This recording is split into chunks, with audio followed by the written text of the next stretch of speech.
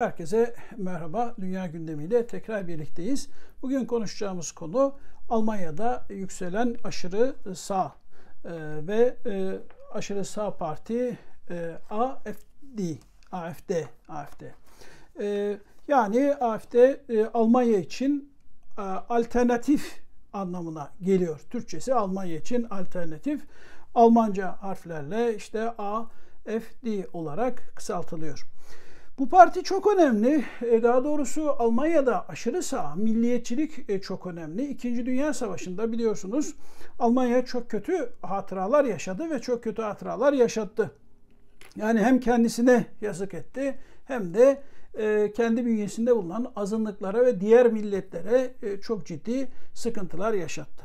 İşte o acı hatıraların üzerine Almanya bir sünger çekmek istedi ve İkinci Dünya Savaşı'ndan bugüne kadar da bütün dünya Almanya'nın İkinci Dünya Savaşı öncesi ve hemen savaş esnasındaki hatalarını kendisine hatırlatmaktan hiç usanmadı. Özellikle Amerikalılar, İngilizler ve onun gibi dünyanın geri kalanı bunları filmlerle, romanlarla Almanların yüzüne sürekli olarak vurdular. Yani siz ırkçısınız, siz aşırı milliyetçisiniz, Yahudileri şöyle kestiniz, Polonyalılara şunu yaptınız, siyahlara bunu yaptınız şeklinde çok sayıda film çekildi, roman yazıldı. Sürekli olarak böyle bir propaganda yapıldı.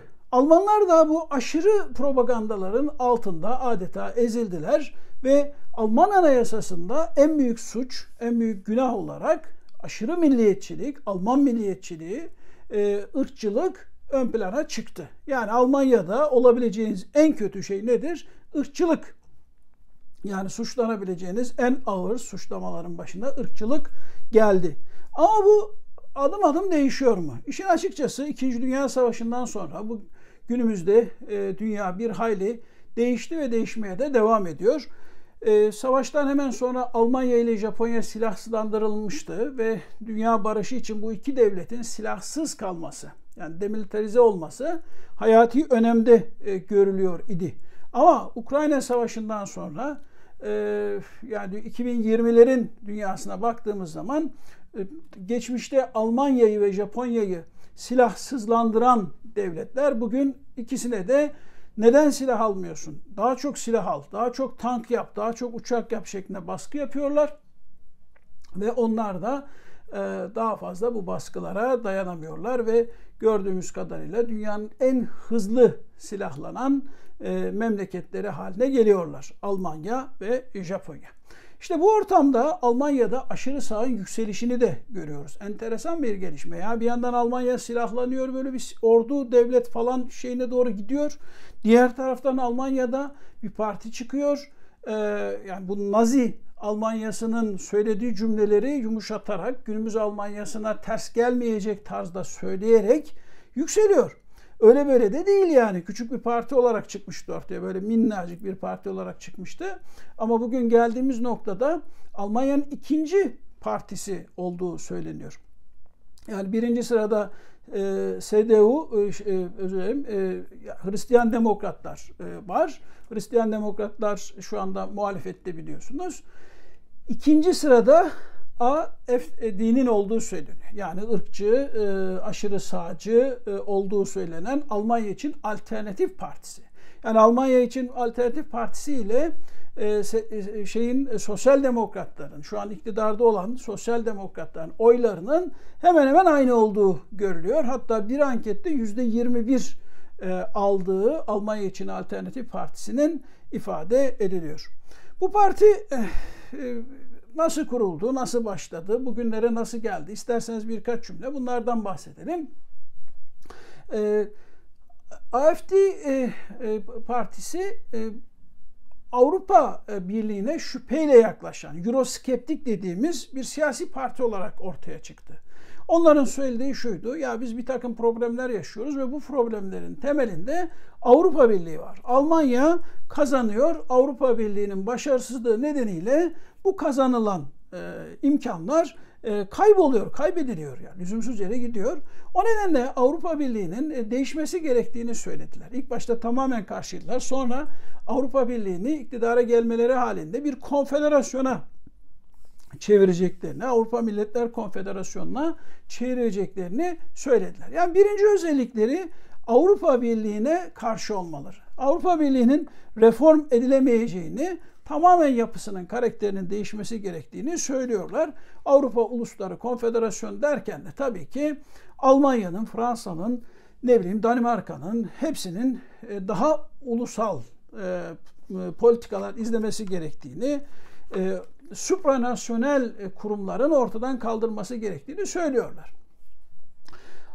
AfD'nin ikinci politikası göç karşıtlığı. İşin açıkçası bugünlere gelmesini sağlayan da göç karşıtlığı. Yani Almanya'ya çok fazla göçmenin geldiği, bunu Almanya'nın kaldıramadığı, Almanya'nın çalıştığını ve çalışıp çabaladığı ve kazandığı paraları göçmenlere işte bir nevi asalak gibi gördükleri, onlara ve ailelerine aktardığını söylüyorlar. Bunu söylerken de çok fazla destek buluyorlar. Çok fazla destek buluyorlar. Yani özellikle işsiz Almanlardan veyahut da gelir düzeyi düşük Almanlardan, kırsal kesimden çok fazla destek görüyorlar. Aşırı sağ partinin en çok destek gördüğü coğrafi bölge ise Almanya'nın doğu eyaletleri. Doğu eyaletleri yani işte yakın bir geçmişe kadar 1990'ların başına kadar komünist yönetim altında olan Doğu Almanya eyaletlerinde AfD'nin çok fazla ilgi gördüğünü, %30-35 gibi bir orana bu eyaletlerde çıkabildiğini görüyoruz. Bu da sistemden memnun olmayanların aslında AfD'ye yaklaştığını ve ekonomik, sosyal, siyasi sorunlarına merkez partilerden umduğu çareyi bulamayanların bir alternatif olarak AfD'ye yani Almanya için Alternatif Partisi'ne yöneldiklerini görüyoruz. Şimdi Almanya 2000'li yıllarda, 2010'lu yıllarda bir dönüşüm geçirdi. Bu dönüşüm şuydu: işçilerin hakları azaltıldı. İşçilerin alım gücü azaltıldı. İmkanlar azaltıldı. Şimdi bunları izleyen tabii Almanya'da yaşayan Türk izleyicilerimiz bunları çok fark edememiş olabilir, fark edenler olabilir. Çünkü Türkiye ile kıyasladığınız zaman Almanya'daki haklar çok fazla. Ve sonradan gidenler bu hakların ne kadar azaltılmış olabileceğini düşünemeyebilirler, hayal edemeyebilirler. Ama Almanya 1980'lerde, 70'lerde tam bir refah devletiydi. Sosyal devlet özelliğine sahipti ve işçilerin alım gücü oldukça yüksekti. Rakamları bir tarafa bırakın. Yani bugün maaşlar yükselmiş gibi görünebilir. Ama o günlerin Almanya'sında çok sıradan bir işçinin alabilecekleriyle bugün sıradan bir işçinin aynısını alabilmesi mümkün değil. Yani hem mutfak giderleri, gıda giderleri hem de ev işte kiralar, araba mesela otomobil. Yani o dönemde 70'li yıllarda bir Alman işçisinin alabileceği otomobili aynı özelliklerde, aynı işte maaşının şu kadarına bugünkü işçinin alması mümkün değil. Almanya dünya ile daha çok rekabet edebilmek için bir yandan fabrikaları doğuya taşıdı, Çin'e taşıdı, Uzak Asya'ya taşıdı, başka coğrafyalara taşıdı. İkinci olarak da Almanya içerisindeki maliyetleri azaltmaya çalıştı. Azaltabileceği en önemli maliyet ise neydi? Elbette işçi maaşları. Maalesef kapitalist dünyada her şeyden önce işçinin maaşından kesmek adet olmuş. İşçinin alım gücü oldukça azaldı. İkincisi, dünya bir dönüşüm içerisinde geçmişte çok güzel paralar kazanan işçiler yeni dünyada aynı seviyeleri korumak ve yükselmek için değişmek zorunda. Ama yaşlı insanlar bu değişimi sağlayamıyorlar, bu dönüşümü sağlayamıyorlar ve Almanya'da eski Almanya gibi görünmemeye başladı. Ya Suriye'de bir kriz patlak verdi, mülteciler soluğu Almanya'da aldı. Ukrayna'da bir kriz patlak verdi, Ukraynalılar soluğu Almanya'da aldı. Arada daha pek çok kriz var. Iraklılar, Afganistanlılar, Pakistanlılar, Afrikalılar, Berlin sokakları, Frankfurt sokakları neyse mültecilerle doldu taştı. Ve bu yeni gelenler özellikle en alt kesimden gelenler, uyum sağlayamayanlar çok göze batmaya başladılar. Yani şimdi Afganistan'dan gelen bir mühendisi düşünün. Geldi, Alman topluma uyum sağladı. Siz bunu zaten görmüyorsunuz. Neden? O ofiste çalışıyor. Yani sokakta size gözünüze batacak şekilde dolaşmıyor. Kim gözünüze batıyor? Yeni gelen, daha henüz uyum sağlayamamış olanlar göze batıyor ve sonuçta da Alman toplumu şöyle bir sonuca vardı. Ya bu gelenler uyum sağlayamıyor. Oysa ki uyum sağlayanları siz göremiyorsunuz. Yani hepsinin uyum sağlayamadığı doğru değil. Ama şu da bir gerçek. Gerçekten yani maddi durumu olmayan, sığınacak yeri olmayan, Almanca bilmeyen insanlar soluğu Almanya'da aldı. Almanya'nın göçmen politikasının bunda önemli bir rolü var mıdır? Evet, vardır. Bu da işte Almanları rahatsız etti. Almanya pek çok sorun dediğim gibi yaşıyor. Alman ekonomisinde şu anda bir durgunluk var. 3 çeyrektir gerileme yaşanıyor. Bir daralma söz konusu. Buna da biz resesyon diyoruz. Alman hükümeti resesyonu kırmaya çalışıyor. Ekonomiyi yeniden böyle çarkları çevirerek ilerletmek, büyütmek istiyor. Bunun için de bazı adımlar da atmıyor değil, atıyor. Mesela Saksonya'da ve Saksonya-Anhalt eyaletlerinde 2 çip üretim fabrikasını kurulması kararlaştırıldı. Yani yarı iletken çip fabrikası kurulması kararlaştırıldı bu 2 eyalette Saksonya'da. Ve bunun içinde Intel, Amerikan Intel firmasıyla Tayvanlı TSMC firmalarına Alman devleti 15 milyar avro sübvansiyon sağlama, teşvik sağlama kararı aldı. 15 milyar doları, 15 milyar euroyu cebinden çıkarıyor Alman devleti. Bunun karşılığında da bu 2 firma, 2 büyük şirket 40 milyar avroluk bir yatırım gerçekleştirecekler. Ama hem Intel hem de Tayvanlı firma yani şu anda kara kara düşünüyorlar. Ya biz bu fabrika açacağız ama burada kim çalışacak? Çalışacak elemanı nasıl bulacağız? Çünkü Alman toplumunda doğurganlık çok düştü. Genç sayısında müthiş bir düşüş var. Zaten Alman olsun diye arasan bulmakta zorlanırsın. Yani hem kalifiye olacak hem de Alman olsun desem bulamazsın. Zor. Göçmen konusunda da kalifiye göçmen bulma konusunda da zorlanıyorlar ve Intel'in yöneticileri yani bu hafta mı geçen hafta The Economist'te vardı. Çok endişeli konuşuyorlar. Yani burada diyor yabancı düşmanlığı var diyor Almanya'da. Yabancıların uyumunda bir sorun oluyor. Çünkü diyor Alman toplumu bunu hani benimsemekte zorlanıyor. Bir Amerikan toplumu gibi veya bir İngiliz toplumu gibi böyle entegrasyon kendiliğinden hani yağ gibi akar gibi olmuyor. Almanlar ile yabancılar arasında böyle bir sanki görünmez bir duvar var ve o duvar aşılamıyor. Yani yabancılara ne hak verilirse verilsin onlar ile kaynaşma bir türlü sağlanamıyor. Oysa ki Almanya hem ucuz kira, yani fabrikalar için ucuz alanlar, arsalar, eğitimin bedava olması gibi çok fazla avantaja sahip. Ama yabancı düşmanlığı, yabancıya soğuk bakma ve yeterince iş gücü olmaması. Yani göçmen sayısı çok gibi görünmesine rağmen nitelikli çalışabilecek göçmenin yeterince bulunamaması Intel'i kara kara düşündürüyor. Tayvanlı yatırımcıyı da kara kara düşündürüyor. Ve Alman yatırımcılar, Alman iş adamları, hani büyük bizdeki TÜSİAD gibi şirketlerin oluşturmuş olduğu dernekler. Bunlar da çok fazla kaygılılar. Eleman bulamamaktan dolayı kaygılılar. Yani %42'si bu firmaların kalifiye personel sorunu yaşıyor. Bulamıyor. Yani ilan veriyor, çıkıyor ilana. %42'si o personeli bulamıyor. Bazı sektörlerde mesela vergi gibi, hukuk gibi, danışmanlık gibi sektörlerde ise %75'ten fazlası ihtiyacını karşılayamıyor. Yani çalıştıracak adam lazım, çalışacak adam yok. Çalışacak adam yok. Şimdi bunu niye anlatıyorum? Şundan dolayı anlatıyorum. İş dünyası AfD'nin yükselmesinden en çok kaygı duyan kesim.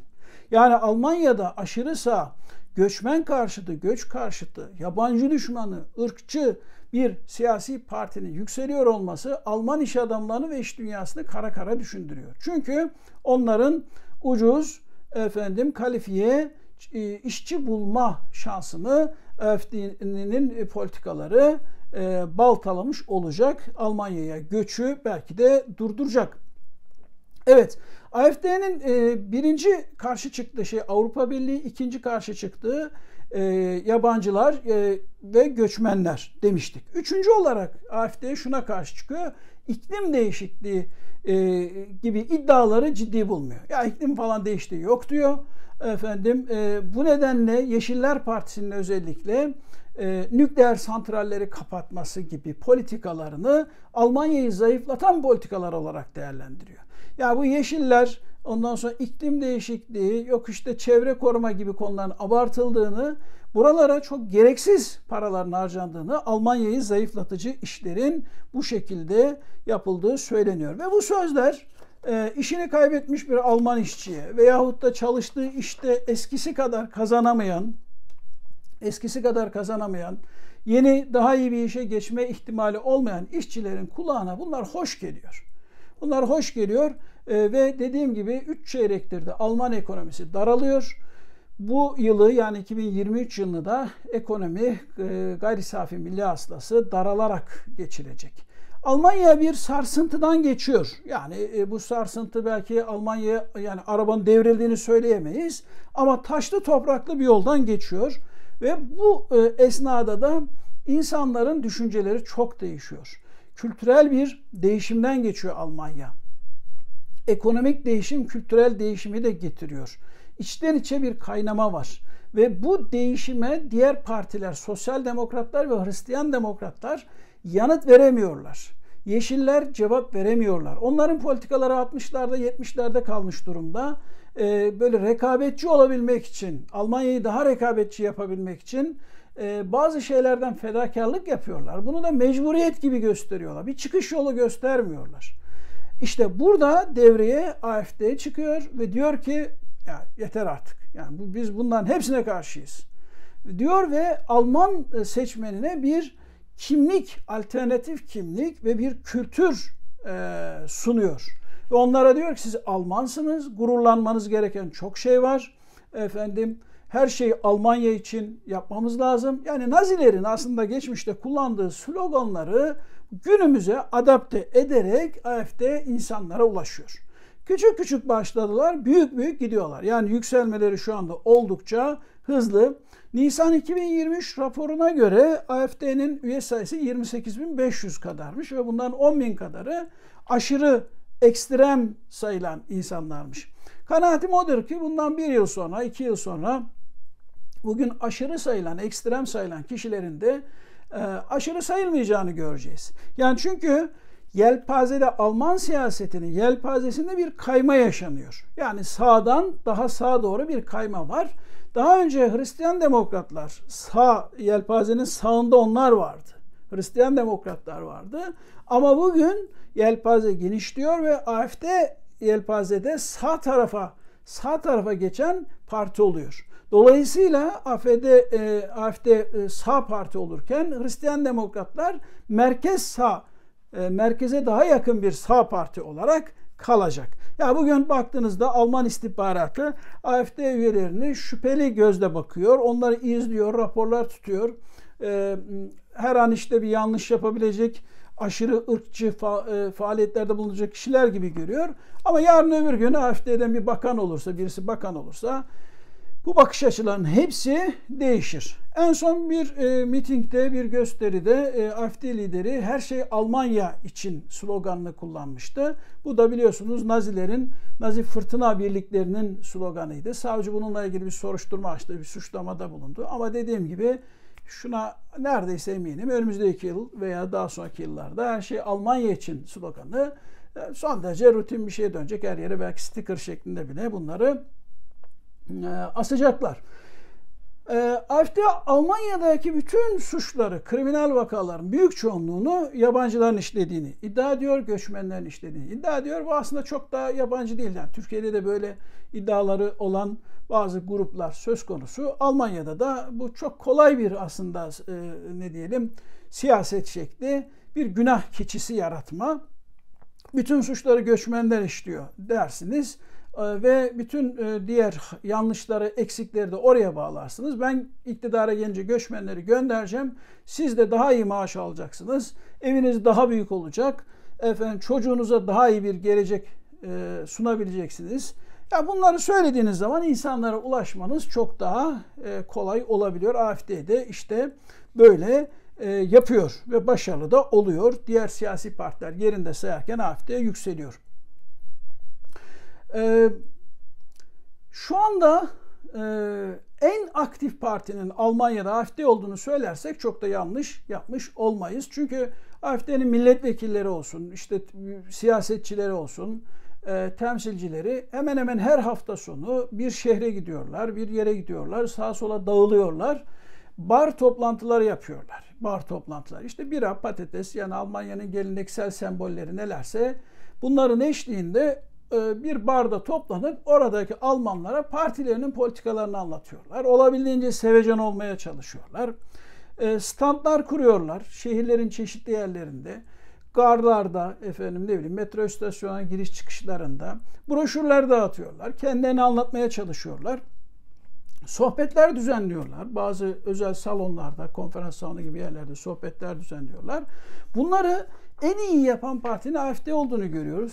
Yani çok daha eski, çok daha güçlü partiler olmasına rağmen neden AfD bunu yapabiliyor da diğerleri yapamıyor derseniz, çünkü bir davası var AfD'nin. Yani milliyetçi bir davası var ve o davayı gönülden savunuyor. Ama Hristiyan demokratlar siyaset yapıyor. Veya sosyal demokratlar siyaset yapıyor. Böyle sıradan, işte artık belki bir doygunluktan var, bilemiyorum artık. Siyaset yapıyorlar sıradan bir şekilde. Ve şu anda iktidarda biliyorsunuz sosyal demokratların başını çektiği bir koalisyon söz konusu ve muhalefette Hristiyan demokratlar. Yani sağ bir parti var ama seçmen Hristiyan demokratları gerçek muhalefet olarak görmüyor. Çünkü Hristiyan demokratlar da mesela Ukrayna Savaşı konusunda farklı bir şey söylemiyor. Veya Avrupa Birliği konusunda farklı bir şey söylemiyor. Göçmenler konusunda da farklı bir şey söylemiyor. Zaten kendileri göçmen krizinin zirve yaptığı 2015'lerde sonrasında daha düne kadar kendileri iktidardaydı. Yani Merkel başbakanlığında, önderliğinde, hükümette onlar vardı ve göçmen konusundaki politikalarını biliyoruz. Açık kapı politikası izlendi. Şimdi ne diyecekler ya? Sosyal demokratlar neyle suçlayacaklar, nasıl eleştirecekler? İşte farklı politika yapan AfD. AfD farklı politika yapıyor ve gerçek muhalefet yaptığını söylüyor. Bunu da ikna konusunda da oldukça başarılı. Geçenlerde yani AfD'nin liderlerinden birinin konuşmasını dinlemiştim. Tina Kapala adlı bir siyasetçi. Ve Tina Kapala diyor ki yani benim dönercim de bana oy verecek. Bizim partimiz oy verecek. Yani Türklerden de diyor oldukça bize destek veren kişiler var.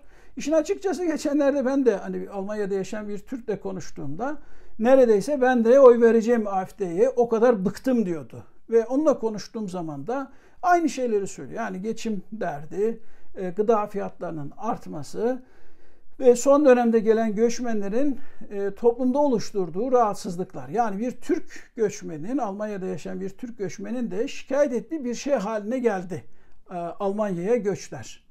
Almanya bununla baş edemiyor. Yani bu çok açık. Bu çok açık. Yani bir yandan göçmene ihtiyacı var, çalıştıracak insana ihtiyacı var ama diğer taraftan da nitelikli göçmeni çekemiyor.